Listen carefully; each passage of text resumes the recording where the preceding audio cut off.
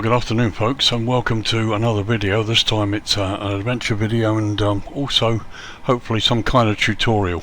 I'm just going to try and show you how I fly the PMDG 737-800, the new one that's just come out, and show you a few things before we sort of start up. So here we are in the cockpit, and if I take a quick look outside, here's the aircraft. We're going to be flying for TUI Belgium today. We're at Nantes in France, and I'll give you all the details in a minute. First of all, we need to remove the air stairs and get the jetway connected, so I'll show you how to do that. So first thing to do is go to the FMC, FS Actions, Ground Services, and now if we move to page 3, at the moment it says stairs because there are stairs there. So what we're going to do is change this. So as you can see at the moment we've got stairs connected to the aircraft and the door is open. We've got a jetway there. So we're going to remove the stairs and connect the jetway. So we do that by going to the FMC, and as I said, page 3 where it's got PAX entry stairs on the top right, click that and it will change to jetway. Now if I go outside the aircraft, now you can see the stairs are closing down and they'll be moving away.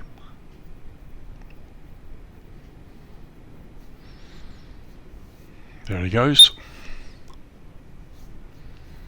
So now let's connect the jetway.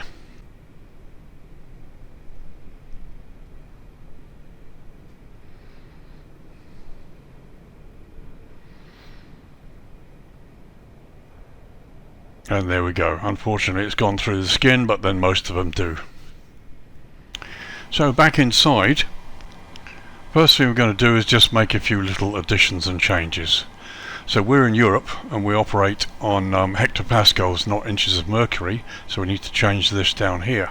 What we do is we do that, and as you can see it changes straight away. Press the B key and we're live weather, so there we are. The current QNH is 1002. I'm also going to just switch off the VORs at the moment because we kind of don't need them right now. Same over there. And the other thing you needed to make sure of, parking brake is set so that we don't roll forwards or backwards. Now in order to do this they've changed the logic. So what you do, if you've got rudder pedals or whatever you use to activate the pedals, you press the brakes and then click this and it will engage, and then let go of the brakes. And actually on landing, when you're on the rollout, in order to disconnect the auto brake system, you touch the brakes and the auto brake system will disconnect and you start to slow down using a manual braking.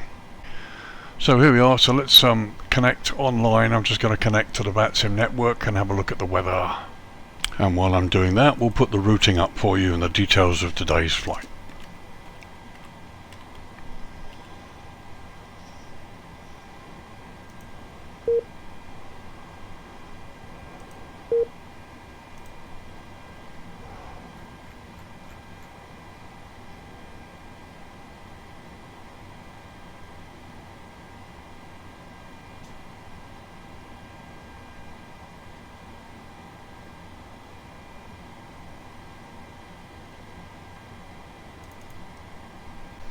Okay, so we're now connected to the network. Let's get the weather for Nantes first.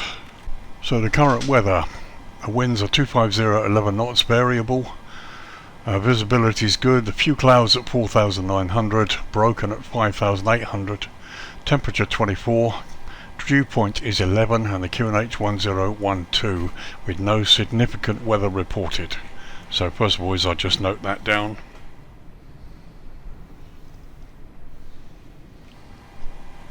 So having got the weather for Nantes, we can see it's going to be a runway 21 departure today, and actually that is confirmed by a quick look at flight radar. They're also using 21. So let's get the weather for Podgorica.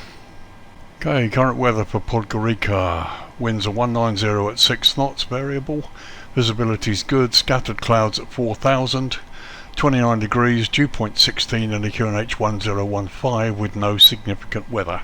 So that looks quite good.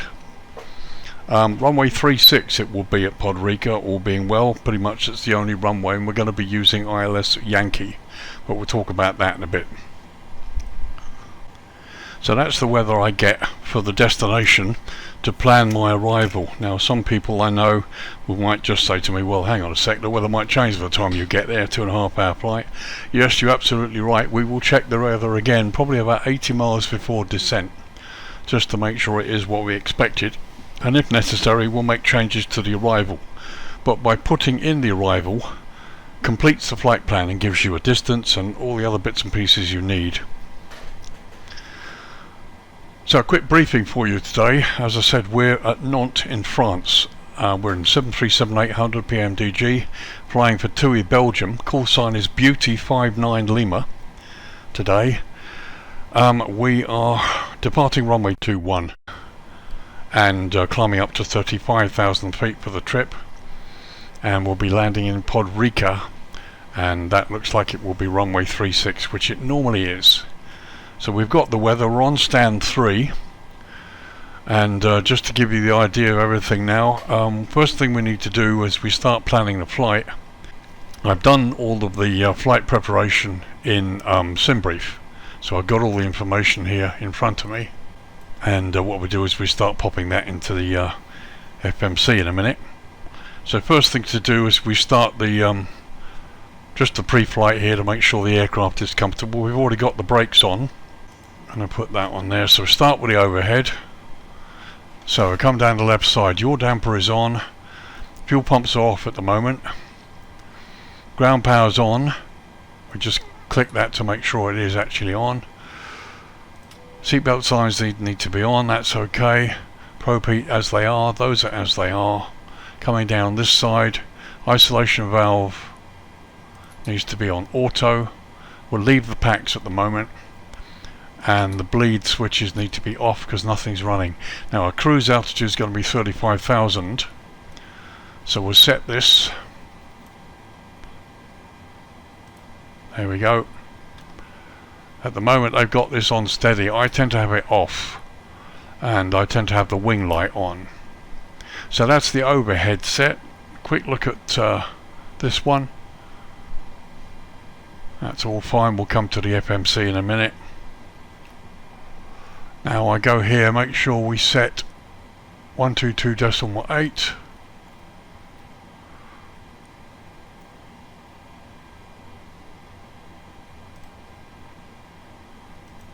And switch that in there, so now we know we're going to hear anybody on Unicom. Now I set a default TCAS code, squawk code, unless anybody changes it. So I usually do 5200. Right, so this all checks out here. So let's get to the FMC. We now know the details. First thing to do is go back to the FS actions and the main situation. Go to the menu. Now this is a new aircraft, so there are some things we need to set up in the FMC before we start flying it. So FMG setup, go to aircraft, equipment, and here you get 16 pages of equipment. We'll have the latest Collins, wings level after takeoff, GS captured before localizer. I tend to have this to allow in case we get sent in a little too high. Page 2 is okay. Page 3, company cost index. Many companies use 28 for the 737-800, which is a pretty good one unless you're in the States, where they tend to get a little bit wild with the cost index, but 28's a good one. It'll give you Mach decimal 78 at cruise quite nicely. Alternate minimum runway 6,000 feet, yes, we want that. So page 4, we can leave those as they are because you'll get all the altimeter callouts.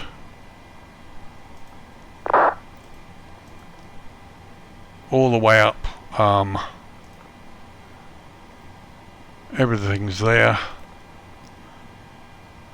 Default trans altitude, we can leave that because we tend to set it anyway. In Europe, various airports, the trans altitude varies all over the place. It's 6,000 feet at Gatwick, it's 3,000 feet at Jersey, 5,000 at Manchester, so it does vary. Default trans level will lead that as well.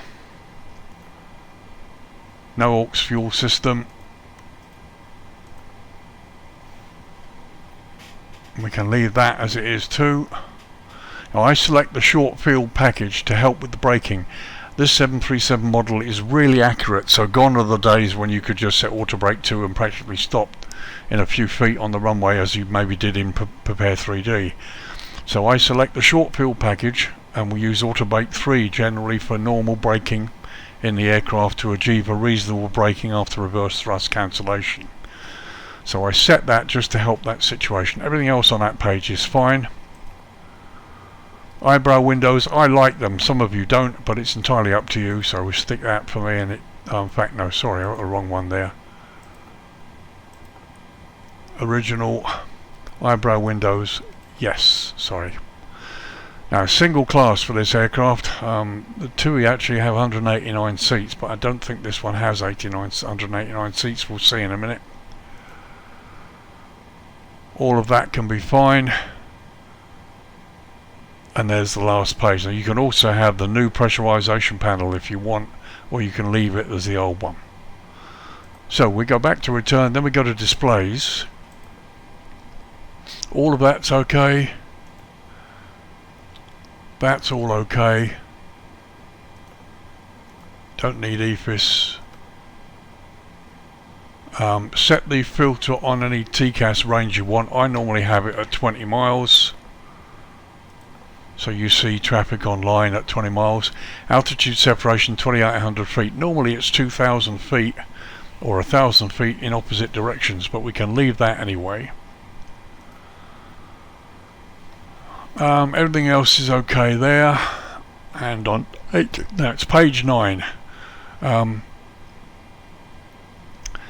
The fuel calculation is the important thing. If you're in North America, they use pounds. If you're in Europe, like we are today, we use kilos. So that will be kilos. So that's all done. Hit return. So we've got equipment and displays are all done. Failures, I don't need failures. So there we go. That's fine. Okay, so back to the menu. Actions. Let's go to fuel. Now the fuel requirement for today's flight is 8.9 tons or 8.9 kilos. Goes in there. Set return. Now the payload. Now you see the total on here is 184. Today we'll have 165 passengers, and all being well, about 5 tons of cargo or baggage. So I'm going to load 2500 in there.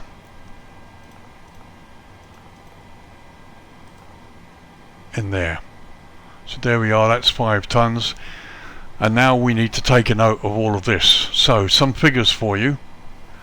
If you write down the empty weight of the aircraft, which is 41,412 kilos or 91,300 pounds. So 41412 is the dry weight. The fuel, obviously 8,900 goes in there today. Maximum takeoff weight is 79,300 kilos. So what we need to do is to make sure that what we load here today doesn't exceed that. But as you can see, the gross weight here 70.4, so that's well under max takeoff weight. So what we do here is we take the zero fuel weight, 61.5 or 61,500, and write that down. 61,500 goes in there. And now to get the payload weight, we do a little calculation here. We put in the zero fuel weight, which is 61,500, and we take away the dry weight, 41412. So the payload is 20,088 kilos.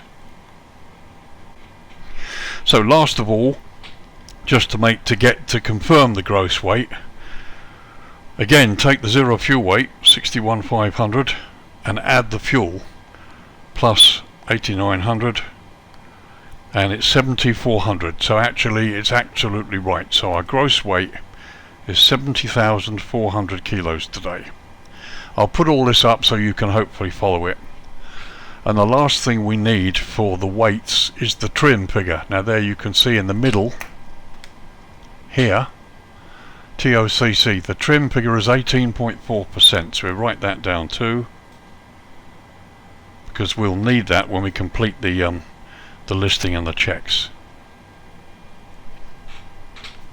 And as you can see, the load level here says 93.9, so we're not quite fully loaded, but we're at a fairly decent weight. That's really quite good. So there's all your weights. Dry weight is 41412, got a payload of 20,088 kilos, a fuel load of 8,900 kilos, which gives us a gross takeoff weight of around 70,400 kilos, or just over 70.5 tons. And with a maximum takeoff weight of 79,300, we're going to be perfectly okay. And actually we're going to burn quite a decent amount of that fuel when we have a max landing weight of 66,360, so we should be perfectly okay. Now the other thing I write down here as well, our alternate today is Lima Delta Delta Uniform, Dubrovnik, and that is 78 miles away, so I'll write that down as well. And just before we get going, we'll put the route in fully. So there you go, we've got pretty much everything we need with the weights and fuel. Now the thing is to put the route in. The weather's confirmed, so we go to menu, FMC, check the AIRAC data. I've got the current AIRAC 2208, which finishes in September the 8th. So we go to POS in it, and the reference airport, well, we're at Nantes, so it's LFRS, goes in there. Not going to put the gate in because some sceneries the gate data is accepted by the FMC. It's in the AIRAC and sometimes it's not, and really this is all it needs. So we've told the FMC where we are, LFRS, Nantes. Now we go to route, our origin, Nantes, and we put in our destination here, LYPG, Podgorica. Put the flight number in, which is Juliet Alpha Foxtrot 59 Lima, goes in there. So there we go, the aircraft now knows where we're going. So before we do anything else, first thing to do is get the departure and arrival set up. So we click the departure and arrival. We're departing from Nantes. We're taking off on runway 21, sorry, not 22. And today's departure will be the Luge 3 Sierra. So we've selected runway 21. Go down the next page, Luge 3 Sierra, click that there. That's been selected. Now if we go click departure arrivals again, now we want the arrival in Podgorica. Okay, it's going to be ILSY runway 36. And it's going to be Bigler 1 Bravo arrival there. Okay, I'm going to leave those for the moment until we look at the route.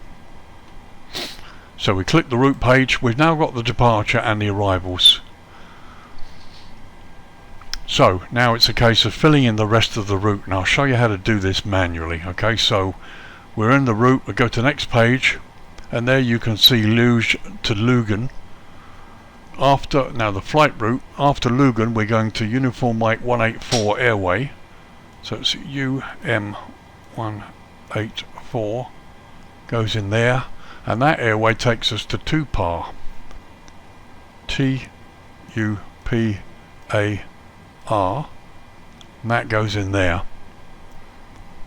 Now the next waypoint is not on an airway, it's a direct, so what we do is we go back to the legs page. There's TUPAR. Let's go next, and there's you can see the start of the arrival. So we put the next waypoint which is LTP, Lima Tango Papa. We click it right here in top left, and you can see we've now got a direct to that waypoint, and it's opened up a discontinuity, which is fine. Now the next waypoint is via an airway, so we put that in. So again, back to the route page. Click next page. Now we've got LTP and we're showing it's a direct because we just put that in on the legs page. So the next airway is Uniform Yankee 36, which goes in there, and the waypoint at the end of that airway is BALSI, B-A-L-S-I, and that goes there. Then we've got UP 860, Uniform Papa 860, which is another airway, which goes here, and that goes, the end of that airway is RONOP, R-O-N-O-P.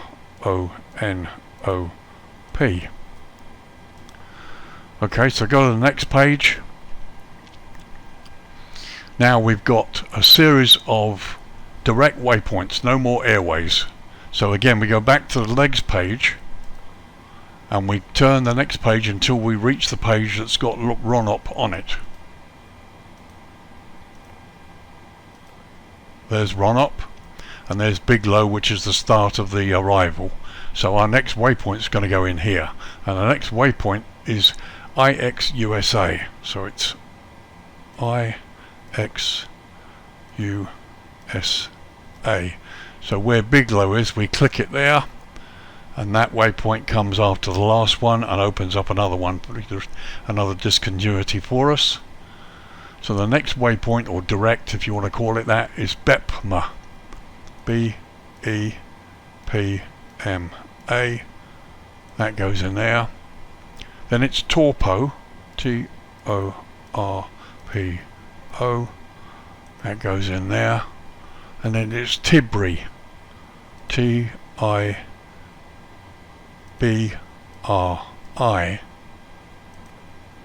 Now here you see we've got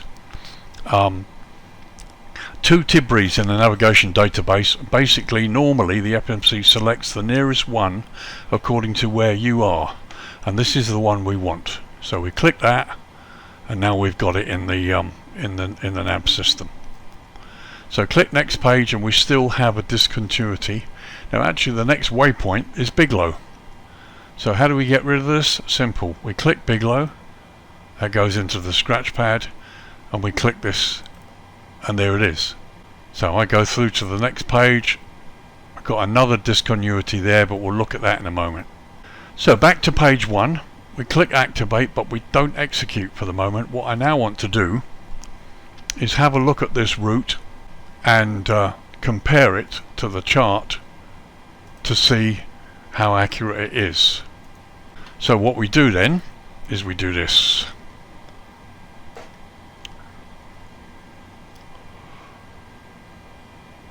I can just do that, click that to plan. Now we're in plan mode. I'll leave it at 20 miles because it will give us an idea of what it is. Just sort of zoom up a little bit. So if you look at the FMC, we're in step mode here. Can you see this? And we're at the first waypoint here after takeoff. So what we're going to do now is step through the route to check that there are no breaks or silly odd situations in it. And what we do is we go down here and we just keep clicking the step key. And we step right the way through the route, and as you can see, each waypoint is coming along. You just keep going through the route. Now what I do is I come to Bigelow there, which is the start of the star, the arrival. So now I've got the chart to the right of me here, and I'm checking to see. So Bigelow, Negox, PG311 should be the next one. Actually it's 312. Yes it is. 312, 311, 307, and it should take us to the VOR, which it does there.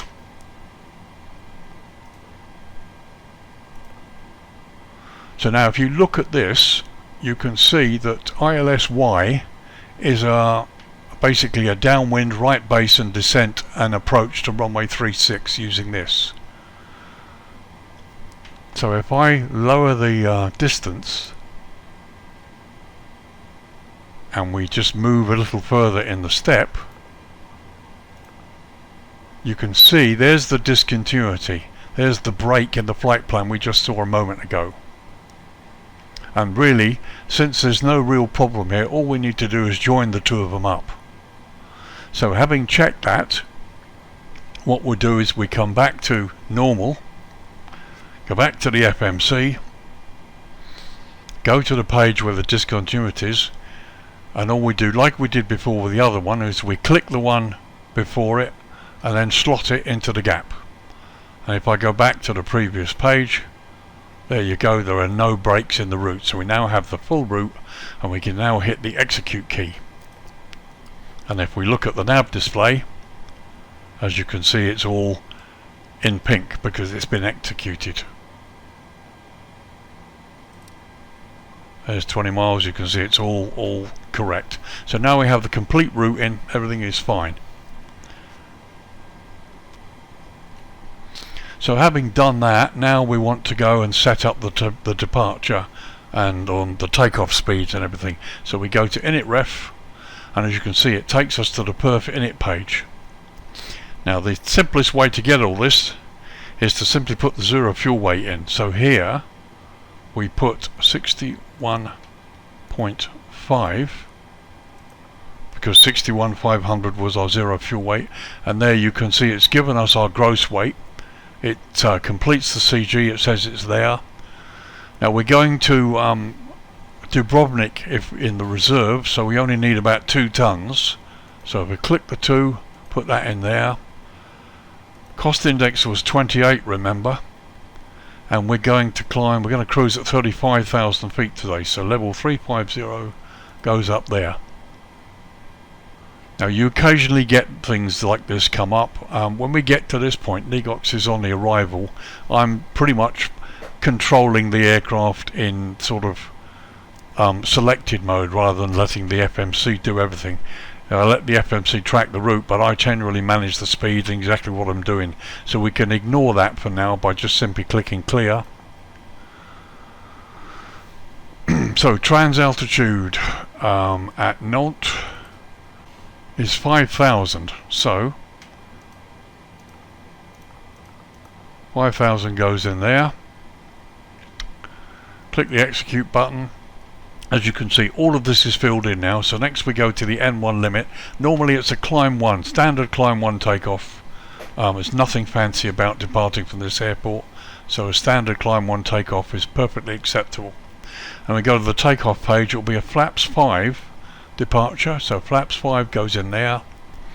And now the CG trim that we got before, 18.4%, 18.4 goes in there, and now we have the trim that we can set for the elevators.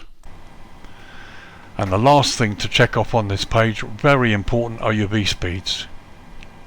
So V1 is 142 knots, VR, the point at which you lift off the runway, is 144, and V2, your safe flying speed, is 152, and again the takeoff weights are confirmed here.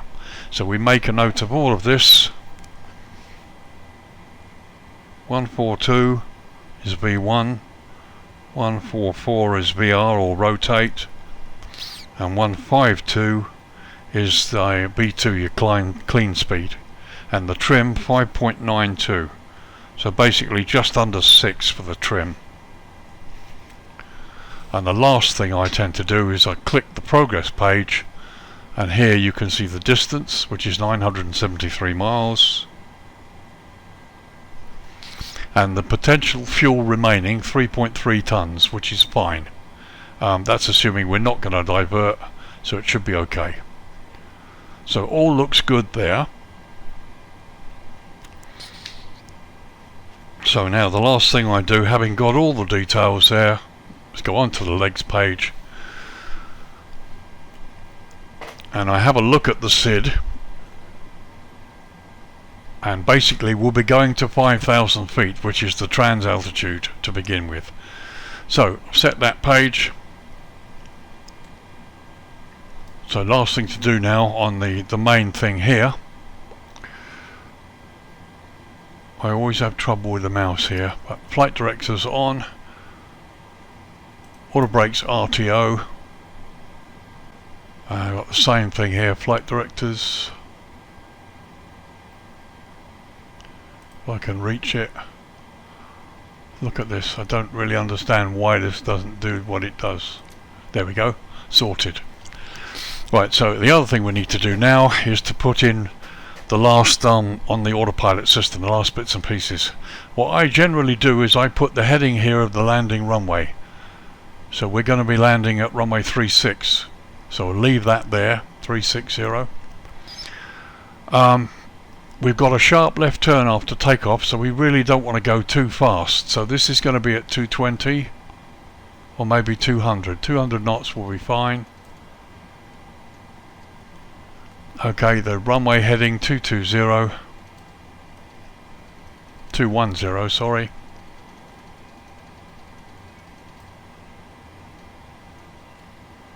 And we're going to 5,000 initially. Okay, we put LNAV in there, that comes on. And there we are. So, a quick scan across the flight deck. Okay, the PFD is looking good. The V speeds are showing, so that's all done, that's correct. QNH is correct. The navigation display looks okay, that's all fine. Engines are displayed. That looks pretty good. And also we've got the same on the other side there. Auto brakes are RTO, and we come across here, the autopilot panel is properly set up. Gear down lights are on too. So there we go. So now it's time to clear these things away and get started. So back to the FMC, to the menu, FS actions, ground services. We go to the last page. Release the forward and aft loader, and you'll see there they go, they start disappearing now and they're about to move off.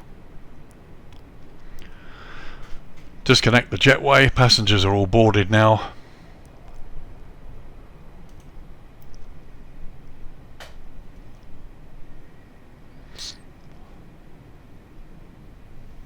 There it goes. So there we are, we're pretty much ready to start. Everything's pretty much done as it is. Okay, so now we have all the information we need and the aircraft is pretty much ready to get started. So we'll run through the before start checklist in a moment. First thing to do is start the APU so we can get rid of ground power and get the tug net connected. So we go to the overhead and there's the APU button, and we click the button to the start and we watch this gauge here. And eventually this will start to come round, and when this lights up here, we can use these two buttons to engage the APU system. There we go, we get the low pressure warning light as it starts to power up.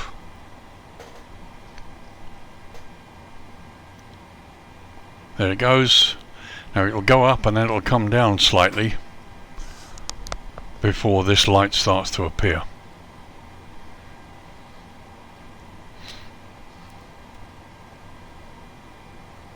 There it goes, starts to come down, and we wait for this light here.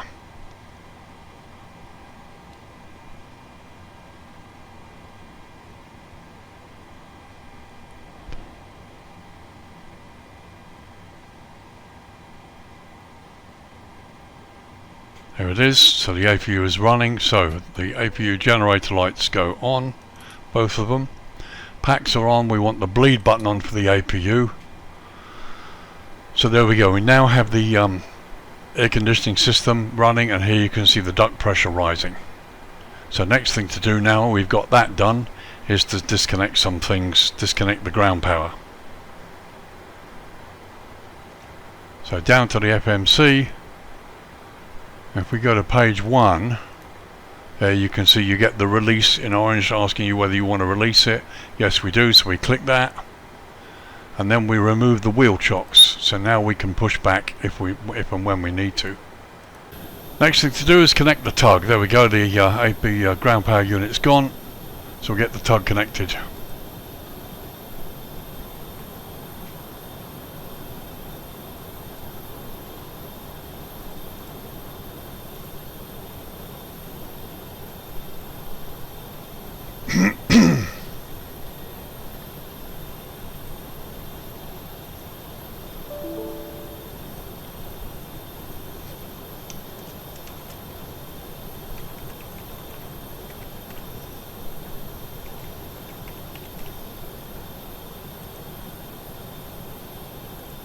Right, so tugs connected. Now we do the before start checklist.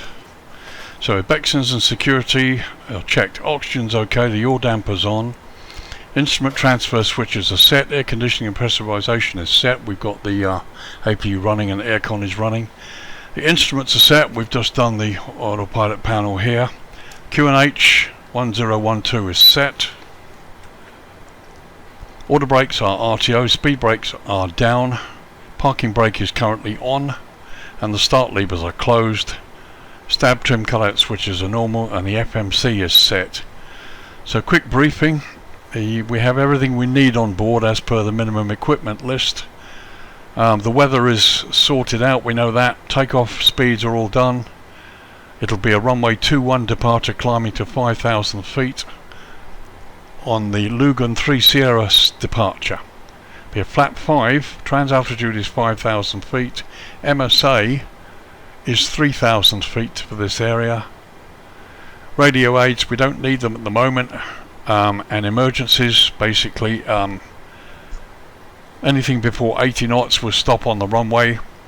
Anything after 80 knots will continue the takeoff, and we deal with it in the air. And lastly, fuel, FMC, thrust and V speeds are all set.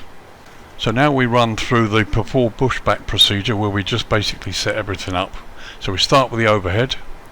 So the APU is on, the bus generator lights are on, generators 1 and 2, APU bleed is on, the packs are on, isolation valves auto, parking brakes are set, throttles and start levers are as they should be. Fuel pumps. Now we have fuel in the center tank, so we turn on all of the pumps.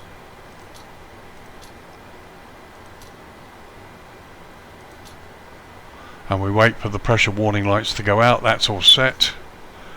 Bleed air pressure is checked. Now to start the engines, we normally have the B system on and the A system off. We turn the packs off because we need all the air to turn the fans. Packs are off, passenger signs are on, doors and windows are closed, flight deck core is closed, anti-collision light goes on, transponder code is set.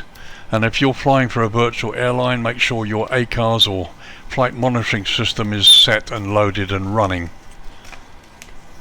So we're ready for push and start. Everything looks good on there. One thing I will do while I remember it, we check it as part of the takeoff briefing anyway, is to go down here and we set the trim, which was 5.92, or basically just below 6. So there's 5. I'm going to set it just on 6. There we go. There we go. And you can look here and you can see we've got the APU is running because the hydraulics are all sorted out too, so that's great. Get rid of the master caution. So it's 14:15. Departure's going to be 14:15. Right, as far as I can see, there's only me at Nantes, but I'll make a call anyway. Nantes traffic, Beauty 59 Lima, stand 3, we're a 737-800. Push and start for Podgorica. It'll be a Lugan 3 Sierra departure for runway 21, climbing to 5,000 feet initially.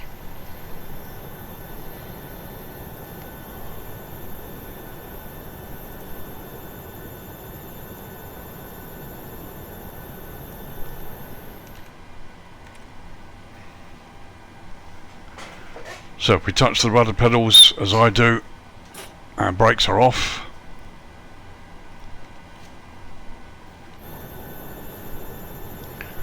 And here we go, pushback.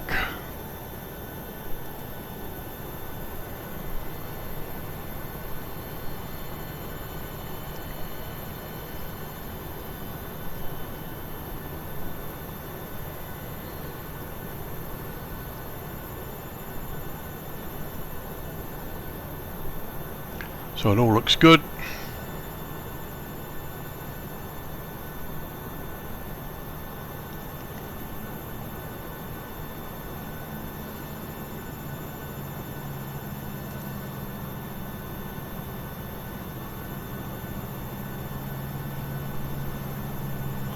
And in case any of you are interested, I'm using the Pushback helper from flightsim.to, not using PMD's own system. Just allows me to see it from the outside and control it, so to speak.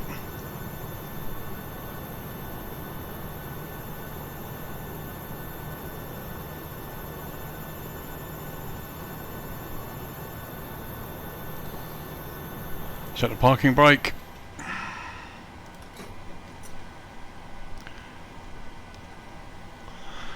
So there we are, we're pushed back. Now it's time to start engines. So I go to the overhead. Everything looks good there, packs are off. So we start number 2 first, so it gets out there to ground. So there we go, once we hit 22%, turn the lever on, and there we go, we've got a light up on number 2. We've got EGT is rising, start valve is open, N2 is rising, fuel flow is good, oil pressure and temperature is increasing as we would expect.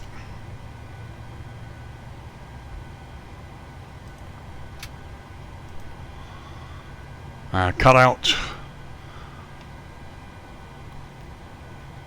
and the AGT went to 493 and it's now dropping, and that's stabilized. So back to the overhead again.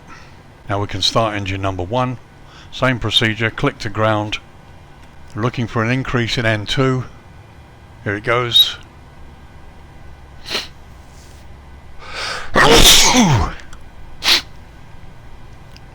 Excuse me.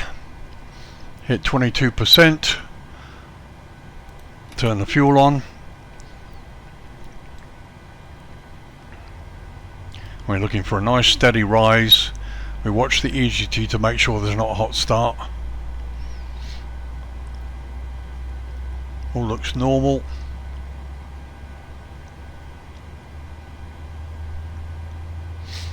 Yep, starting up quite nicely there. And here's the tank display. As you can see, we've got fuel in the main tank, not a lot, but enough to have the tank number switched on.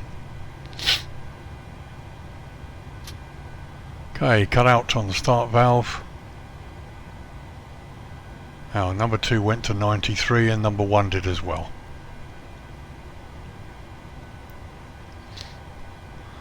So engines are stabilized, so we go through the after start checks. So to the overhead. So generators 1 and 2 go on. A system hydraulics go on. Yaw damper is on when we do window and probe heat.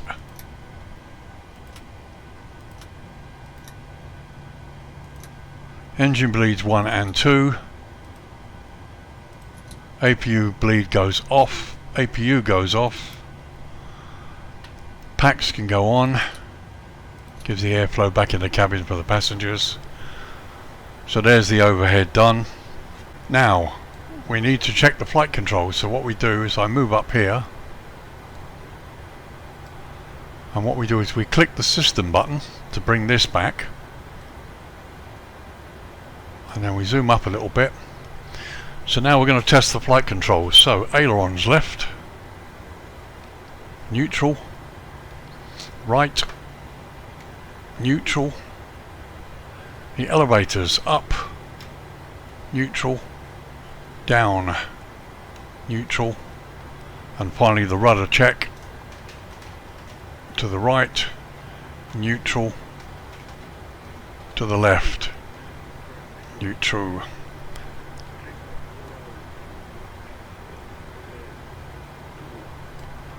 So there we've got an aircraft coming in on the on runway 21, so we need to be mindful of him. So that's done. So we set the engines back now. And one thing I'd like to do is just go outside and test the flight controls visually. There you can see the ailerons moving. Elevators go up and down, that's good. The rudder, that works too. So it's just to check that the controls are working and everything's programmed, as it were. So there we go. After start, go through the after start checklist. Generators 1 and 2, A system hydraulics, the yaw damper, probe heat, engine bleeds, APU's off, bleed is off, air conditioning is running, and pressurization. Anti-ice not required. It's a nice day. Do the master caution and recall by clicking this, and nothing comes up, so that's all good. So we select flaps 5. You watch the gauge here. There's the aircraft coming in.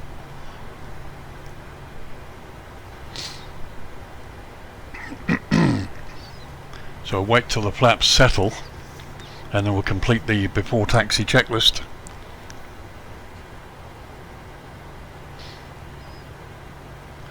That's good. Right, so before taxi checklist then. Flaps are set, trim is set, flight controls are tested, the PFD and ND are correct.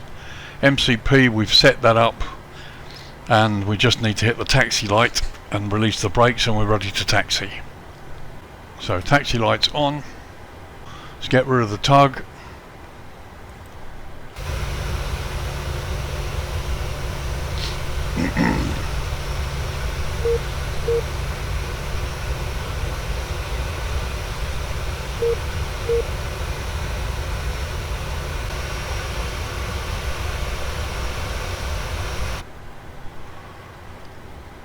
Non-traffic to Beauty 59 Lima. We're taxiing to runway 21 to hold, and we're visual with the inbound aircraft.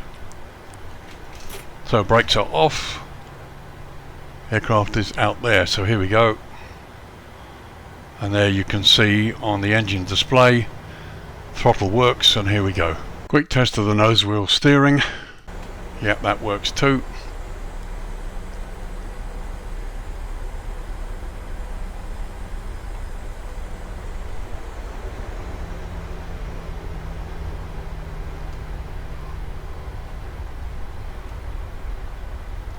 Looks all clear.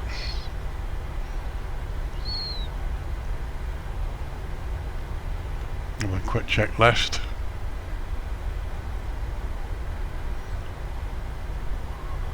So we take taxiway Romeo all the way up to the holding point.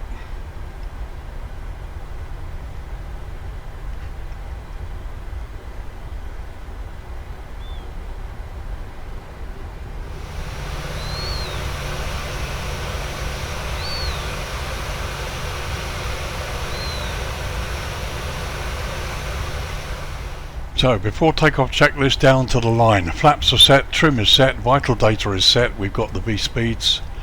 Load sheet is complete, packs are on at the moment, we'll turn them off just before we enter the runway. Get out of the way, mate, please. And taxi light is on, and the cabin is ready. So that's the checklist down to the line. There are items to complete before we enter the runway.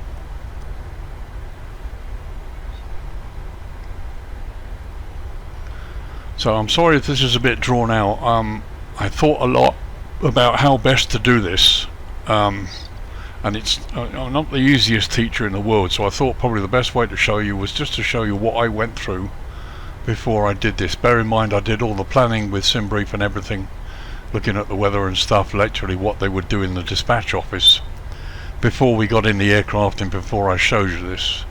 But this is pretty much what I do with the 737.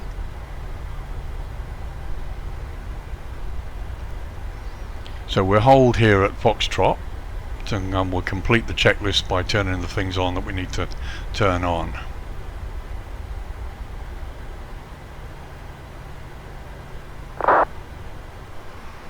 So that'll do. So before entering the runway, these items. Overhead first. Okay, turn on the lights.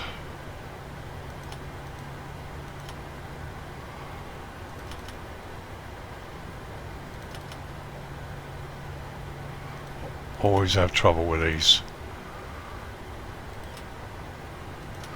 Okay, the engine start switches go to continuous. That's all checked there, that's all checked. Packs go off. The anti-collision light goes, well, not the anti-collision, the strobes go on, and the wheel well goes on, and I always put the logo on even in the daytime. And then we go to radio panel. Turn the transponder on. We've got the frequency, all looks good there.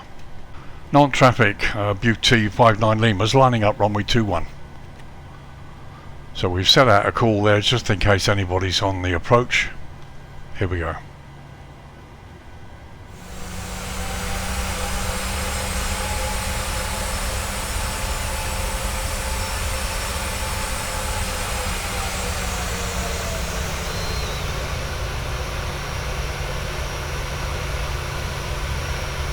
So as you can see, the strobes and the lighting looks okay.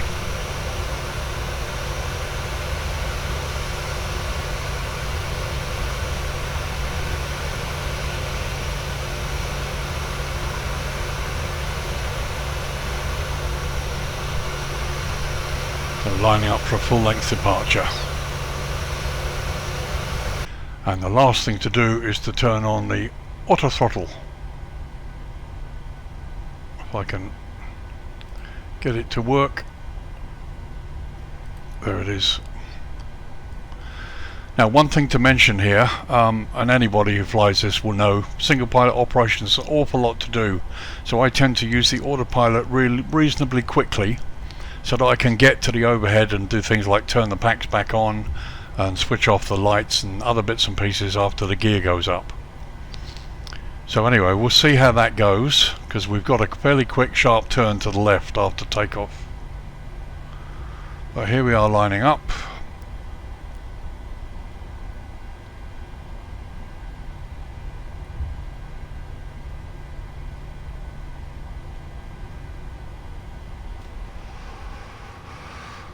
So before takeoff, checklist below the line please. Flaps are on, wing and strobe lights are on, landing and runway turn-off lights are on, all the other lights are on, start switches are continuous, and we've selected mode C on the transponder. So here, let's bring the right down to 5. Here you can see we've got a turn pretty much right after takeoff. So anyway, see how that goes. Nantes traffic, BT59 LIMA's rolling, runway 21, climbing 5,000 feet. So we take the throttles up to about 50%, and we're looking for the engines to come up together very steady. They're stable, turn the brakes off.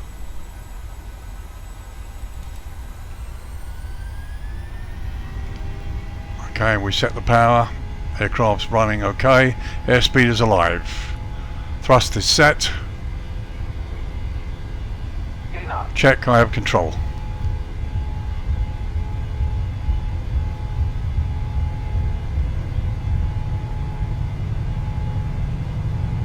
V1, rotate. Rotate. Positive climb, gear comes up. Ready to climb.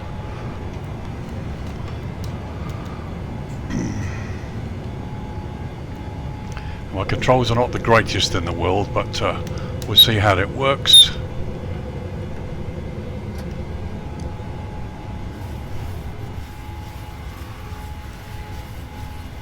Okay, now autopilot 1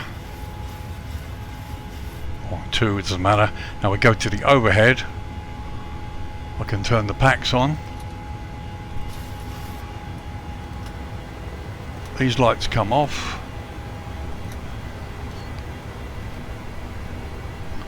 Okay, flat 1. We can set that.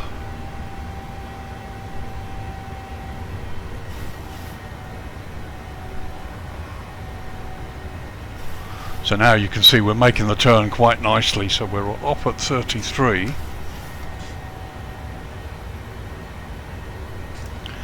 So that wasn't too bad. When you get to 1,000 feet, everything's pretty much okay. You can engage the autopilot and everything should work. And I also make a point of doing that.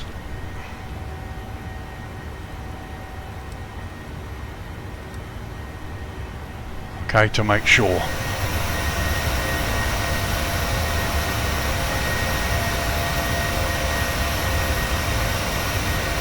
So nice takeoff, we're coming up on 5,000, and actually now I can go to VNAV, and this will go forward to 250 knots, which is the maximum below 10,000 feet.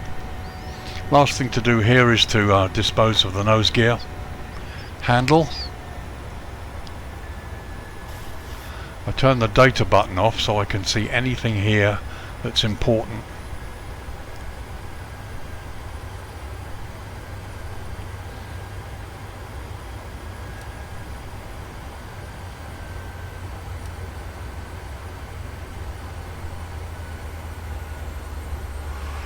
So 5,000 will make the turn here.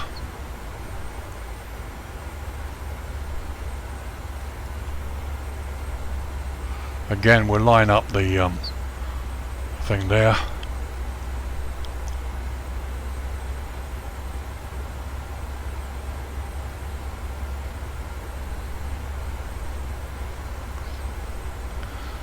A Beauty 59 Lima's airborne at 33. We're now climbing level 350.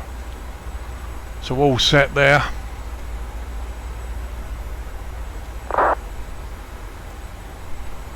So we can turn this up to 350.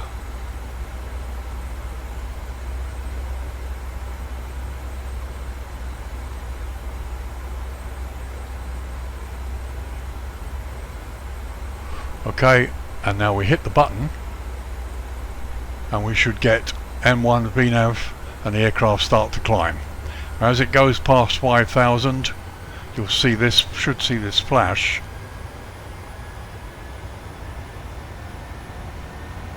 For some reason it hasn't, so we'll set the standard anyway. Click the button. So there we go, we've set the standard. The aircraft's climbing quite nicely. Got some clouds, so we look at the temperature, it's plus 18 degrees. Plus 16, it is dropping a bit. Normally you have anti-ice on if there's any, if the temperature's between 0 and plus 10 degrees or there's any moisture. Now we've got a bit, so we go to the overhead. Engine anti-ice 1 and 2. Put the radar on, and there we go. Coming up quite nicely.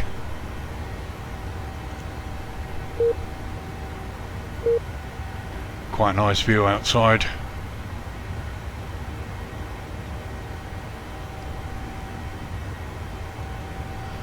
So the next check will be at 10,000 feet, where we will expect to see this increase, and we'll turn the landing lights off. So quick look across the autopilot panel, everything's okay, 35,000 is set, LNAV and VNAV are armed, are all working. Coming up on 10,000.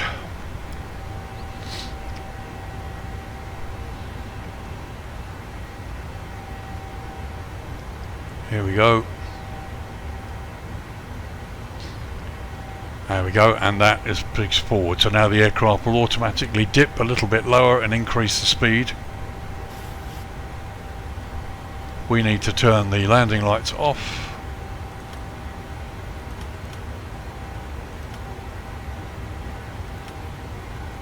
And we can now turn the anti-ice off because we're above the cloud layers. Just check air conditioning is set.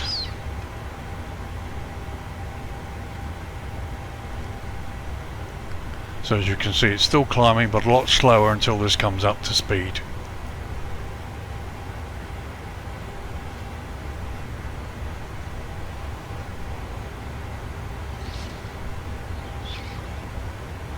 So there we go, it hits about 296, 97, and then up goes the nose and we start to climb properly.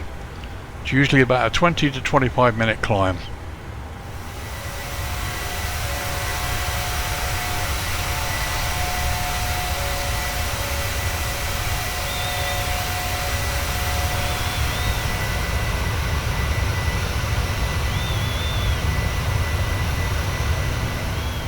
So a couple of quick camera views for you.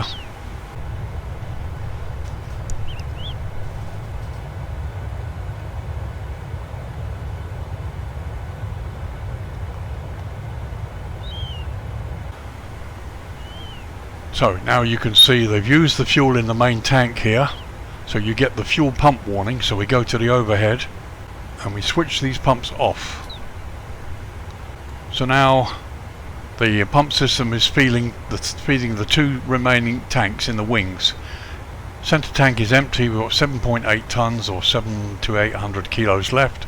As you can see, there's a slight imbalance between the two, but it's not too much to worry about. The other thing we look for is passing 15,000 feet. We want to see climb 1 change to climb, which it has done. So now we're on standard climb thrust.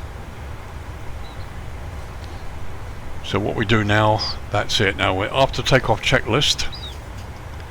Engine bleeds are on, packs are on, landing gear is up and off, flaps are up, the lights are as they should be. We've passed 10,000 feet. Standard is set and cross checked. So we've got standard here, 1013, standard pressure checked on both sides, and it's there as well. And as you can see, the thrust looks quite good. Everything's ticking along quite nicely here. So the after takeoff checklist is complete. Now we just take a steady climb up to 35,000 feet.